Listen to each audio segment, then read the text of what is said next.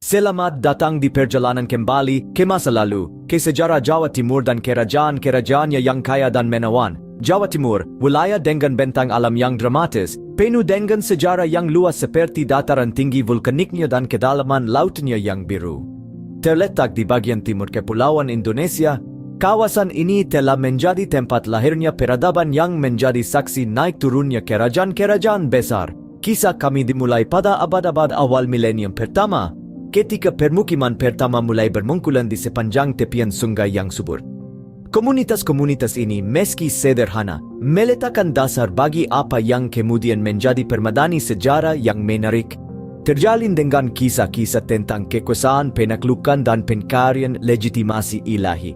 Kilatan pertama masyarakat terorganisir di Jawa Timur membawa kita ke Kerajaan Tarumanagara. Didirikan pada abad ke-4, Tarumanagara lebih dari sekedar entitas politik. Itu adalah mercusuar budaya, perdagangan, dan bentuk pemerintahan paling awal yang dikenal di wilayah tersebut. Di pukuk pimpinan kerajaan ini adalah seorang pemimpin yang namanya masih bergema dengan kekuasaan dan rasa hormat. Purnawarman, dikenal karena kehebatan militer dan kepemimpinannya yang visioner. Purnawarman bukan sekadar raja, tetapi juga simbol persatuan dan kemajuan. Di bawah pemerintahannya Tarumanagara berkembang dan menjadi pemain penting di pentas Asia Tenggara.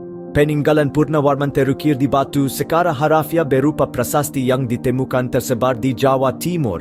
Prasasti-prasasti ini termasuk yang tertua di Indonesia, menceritakan kisah sebuah kerajaan yang mendahului zamannya. Sebuah kerajaan yang menjadi landasan bagi dinasti-dinasti masa depan di Jawa Timur. Maka sering perjalanan waktu yang terus berlanjut, kami mengucapkan selamat tinggal pada Kerajaan Tarumanagara. Namun kedudukannya dalam sejarah tetap tidak berubah, sebuah bukti semangat pantang menyerah masyarakatnya dan kepemimpinan visioner Purnawarman. Saat matahari terbenam di Kerajaan Tarumanagara, fajar baru menanti Kerajaan Kediri. Ini hanyalah awal penjelajahan kami ke dalam sejarah Jawa Timur yang dinamis. Saksikanlah saat kami menggali lebih dalam sejarah waktu, menggali harta karun dari masa lalu dan kisah-kisah yang telah membentuk wilayah luar biasa ini. Seiring dengan surutnya Kerajaan Tarumanagara dalam catatan sejarah, bangkitlah Kerajaan Kediri yang membawa serta era baru kemakmuran dan pertumbuhan. Muncul dari tanah subur di Jawa Timur, Kerajaan Kediri lahir pada abad ke-11 di bawah pemerintahan pemimpin visioner Sri Maharaja. Kerajaan ini berkembang pesat di bawah pemerintahannya, membuka jalan bagi era ekspansi budaya dan ekonomi. Sri Maharaja, yang dikenal karena kehebatan strategis dan kecerdasan diplomatisnya, memimpin kerajaan tersebut menuju era perdamaian dan kemakmuran. Pemerintahannya disirikan oleh keseimbangan antara kekuasaan dan keanggunan yang memungkinkan kerajaan tersebut berekspansi dengan cepat dan meningkatkan pengaruhnya terhadap wilayah tersebut. Namun ini bukanlah satu-satunya prestasi pada masa pemerintahan Sri Maharaja. Ia juga merupakan pelindung seni dan budaya, membina komunitas kreatif yang berkembang di dalam kerajaan. Di bawah bimbingannya, kerajaan menyaksikan banyak sekali karya sastra dan keajaiban arsitektur. Kerajaan Kediri menjadi mercusuar kekayaan budaya, menarik para cendekiawan dan seniman dari berbagai penjuru.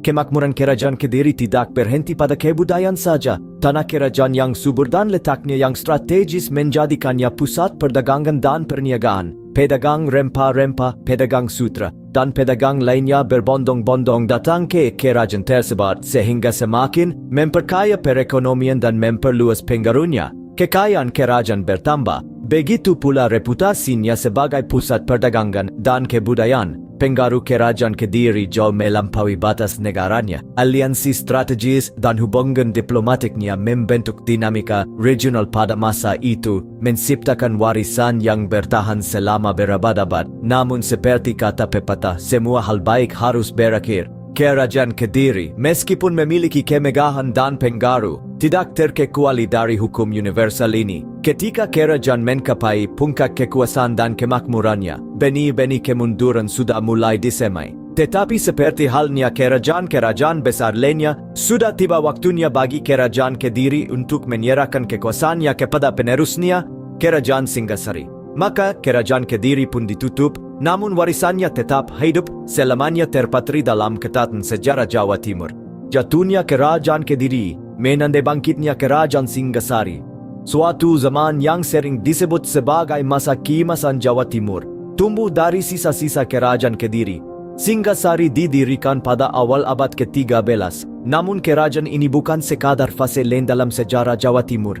Ini mewakili periode pertumbuhan, kemakmuran dan perkembangan budaya yang belum pernah terjadi sebelumnya.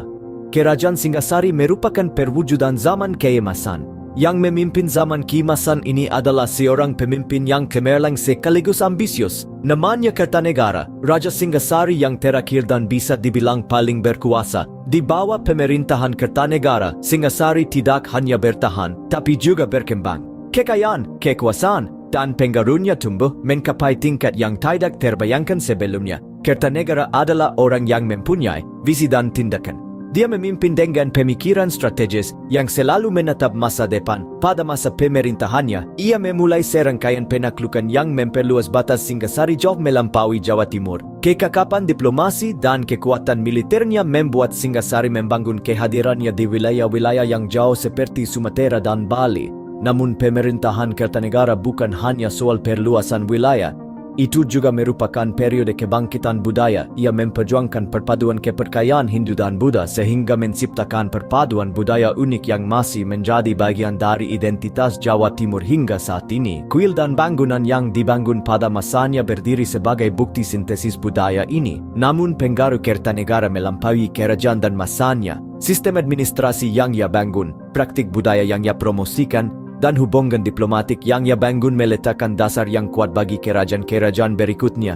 Mereka menentukan masa depan, membentuk perjalanan sejarah Jawa Timur. Kerajaan Singasari, bagaimanapun, bukanlah kerajaan besar terakhir di Jawa Timur. Kerajaan Majapahit sudah menunggu di slide berikutnya. Dari Abu Kerajaan Singasari mengkulah Kerajaan Majapahit. Kerajaan terakhir dan bisa dibilang terbesar di Jawa Timur. Dengan jatuhnya Singasari, panggung siap untuk menggantikan kekuasaan baru.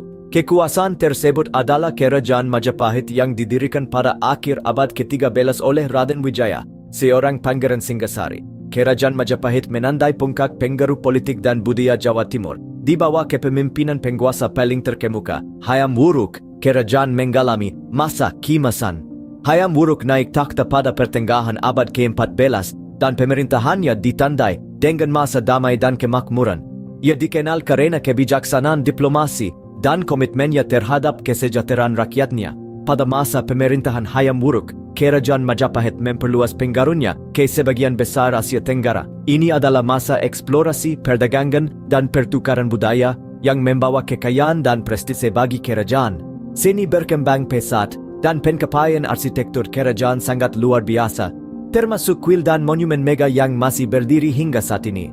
Namun kerajaan Majapahit bukan hanya sekedar kekuatan politik dan ekonomi. Itu juga merupakan mercusuar budaya dan pembelajaran. Hayam Wuruk sendiri adalah pelindung seni dan istananya merupakan pusat kegiatan sastra dan seni. Para cendekiawan dan seniman kerajaan menghasilkan karya sastra, musik, dan seni rupa yang membentuk identitas budaya Jawa Timur. Pemerintahan Hayam Wuruk juga menyaksikan kodifikasi hukum yang memberikan kerangka bagi keadilan dan pemerintahan. Undang-undang ini, yang dikenal sebagai Kitab Undang-Undang Majapahit, didasarkan pada nilai-nilai dan prinsip-prinsip tradisional Jawa dan terus mempengaruhi hukum Indonesia hingga saat ini. Kerajaan Majapahit akhirnya jatuh pada akhir abad ke-15, menandai berakhirnya suatu era. Namun warisannya tetap hidup dalam budaya dan sejarah Jawa Timur. Bahkan berabad-abad kemudian Kerajaan Majapahit terus menginspirasi dan membentuk jati diri masyarakat Jawa Timur. Pengaruh kerajaan dapat dilihat pada arsitektur, seni, dan tradisi kawasan. Kerajaan Majapahit menandai berakhirnya sebuah era, namun warisannya tetap hidup dalam budaya dan sejarah Jawa Timur. Dari awal Kerajaan Tarumanagara hingga Kerajaan Majapahit yang megah, sejarah Jawa Timur adalah permadani kerajaan-kerajaan yang kuat dan pemimpin-pemimpin yang luar biasa.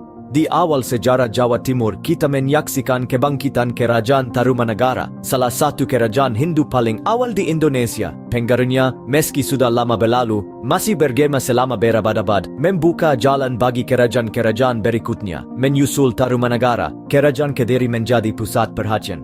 Sebagai mercusuar kemakmuran dan budaya, Kediri adalah bukti kegigihan dan semangat masyarakat Jawa. Para pemimpinnya, yang terkenal karena kebijaksanaan dan diplomasi mereka, menavigasi kerajaan melalui masa-masa damai dan penuh gejolak dengan anggun dan tangguh. Kerajaan Singasari menggantarkan zaman keemasan, periode pertumbuhan dan ekspansi yang tak tertandingi. Para pemimpinnya seperti Ken Arok yang terkenal menunjukkan kehebatan militer dan kecerdasan strategis yang luar biasa.